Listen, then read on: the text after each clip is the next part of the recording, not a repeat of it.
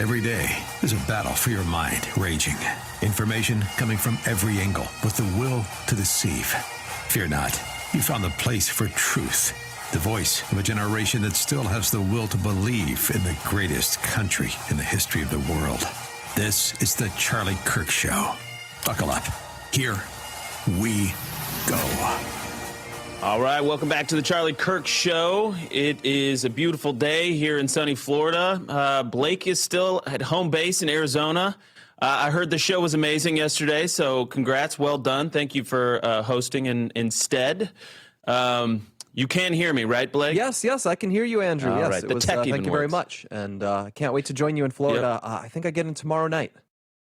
There you go. And we had an eventful day yesterday in New York as well. Obviously, Erica Kirk was at Deal Book with the New York Times. I actually pre-recorded a long-form podcast with Ross Douthat of the New York Times as well, so kind of like a New York Times day.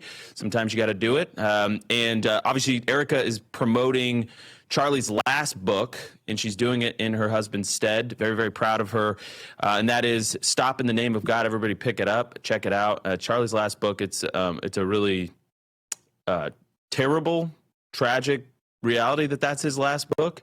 But Erica is pushing forward because it's a beautiful book. It's an important book, and it's all about Charlie's admonition to the world to stop and rest, because Charlie found that when he did that, when he instituted that discipline in his life, he was able to accomplish much, much more than he was able to before. And frankly, there's a lot of other benefits too. And he goes into it in this book, and he justifies it, proves it, backs up why it's necessary in so many ways. So check that out. Stop in the Name of God, coming out next week.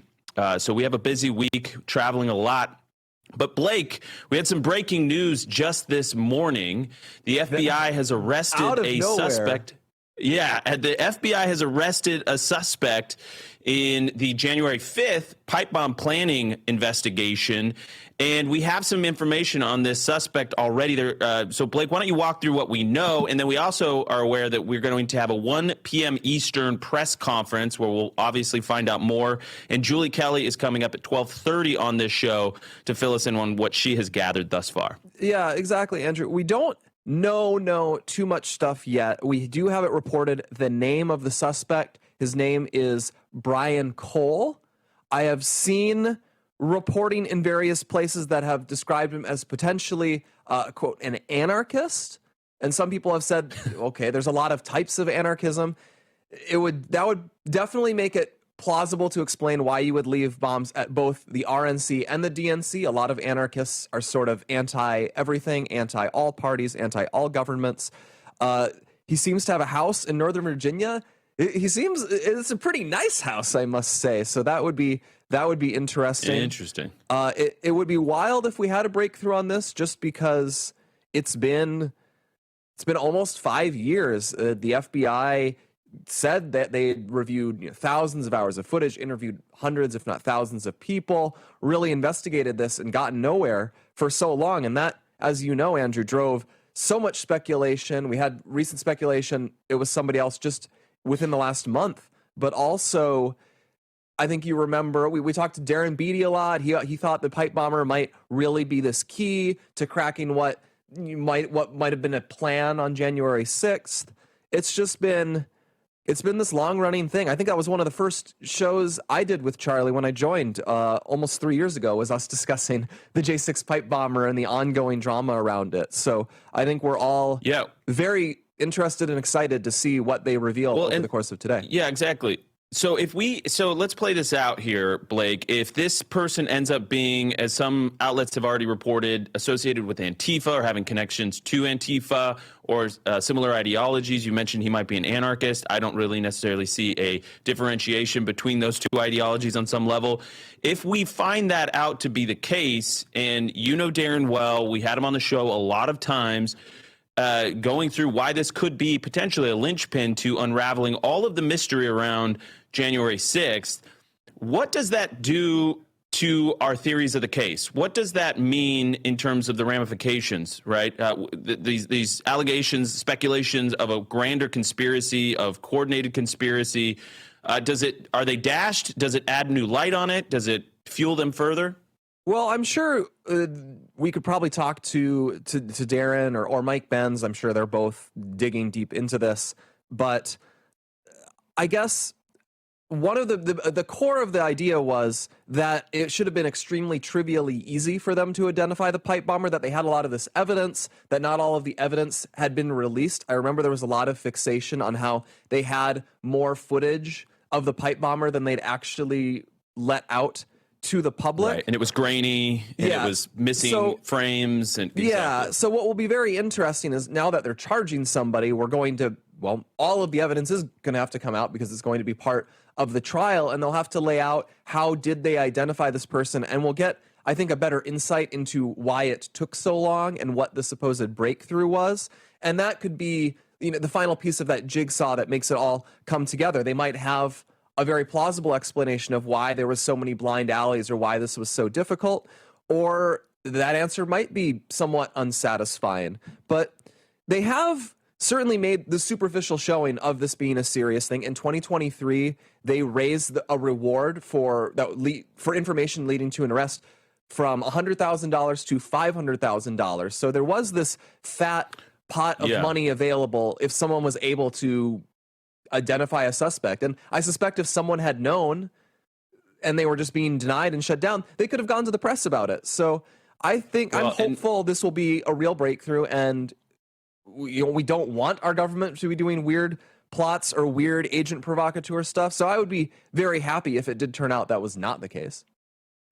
Yeah, no, it's same, actually. I think, us on the right, we should be relieved if they actually get the suspect and we identify it. It's beyond a shadow of a doubt, and the facts bear out. But just to bring everybody kind of up to speed on some of these different pieces here. So these pipe bombs were live and viable. Now, there's some disagreement behind whether or not you could detonate them successfully. So I don't know if you would chalk that up to competency or if it was an intentional ruse. What it could be, I'm not sure. But they contained homemade black powder, kitchen timers, and other components capable of detonation, and they could have caused serious injury or death if they had exploded. Why that point is important is because you had Kamala Harris walking within 20 feet of these pipe bombs, and we have not heard a peep out of the Democrats on this very, very suspicious story. So that's one little nugget that I think we need to hold in the back of our thoughts as we do this. The other thing is, as you mentioned before, there was reporting within the last month by Stephen Baker, who they were talking about this Gait analysis, like this Gait signature that what they were trying to say was a 94, some people say 96% or 98% match to a former Capitol Police personnel. And, so one has to wonder, did that force pressure inside the FBI, inside the intelligence agency to get to the bottom of this? And now one other really important fact is that when Dan Bongino, Kash Patel came into the FBI, there was a team that was already working on this. They augmented the team, and they completely switched out those who were investigating this. So they brought in a new team. They made it larger, and perhaps this is what has led to this end result, that they've got somebody they believe is the actual perpetrator in this case. So one has to wonder what machinations were going on behind the scenes that within 1 month of this other story, we get this new story. And I'll just end this segment with this thought, Blake. We were told, if this ends up being true, that Antifa had nothing to do with J6, right? This was a right-wing coordinated assault, sedition. This was an assault on our Capitol and our very democracy. So if it turns out that a member of Antifa or somebody with close ties to Antifa was in fact behind what I would say is the most serious and destructive and dangerous aspect of that whole saga, then we have a whole new series of questions about what this means and what the significance of this day and this act really truly were. We're going to be taking a break with radio here in just about 10 seconds. Again, we've got the live shot up outside the house of the suspect. Julie Kelly joins us in just a few minutes. Don't go anywhere.